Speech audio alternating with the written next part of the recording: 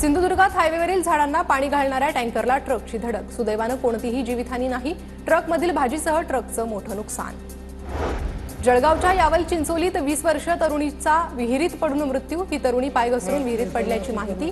या घटनेमुळे गावात हळहळ व्यक्त। इंदापुरात 25,000ची लाच घेताना सहाय्यक महसूल अधिकाऱ्याला रंगेहात पकडलं। शेतकऱ्याच्या तक्रारीनंतर लाचलुचपत विभागाची कारवाई।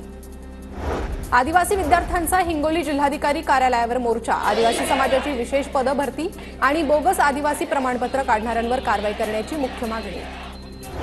अहिल्यानगरच्या भंडारदरा धरणातून मोठ्या प्रमाणात पाण्याची गळती, त्यामुळे पाण्याची नासाडी। गळती थांबवण्याची शेतकऱ्यांची मागणी। प्रशासनाचं मात्र दुर्लक्ष। या धरणातून शेकडो गावांना होतो पाणी पुरवठा। भंडारा जिल्ह्याला अतिवृष्टी आणि पूरग्रस्तांच्या निधीमधून वगळलं। शेतकऱ्यांमध्ये संतापाची लाट।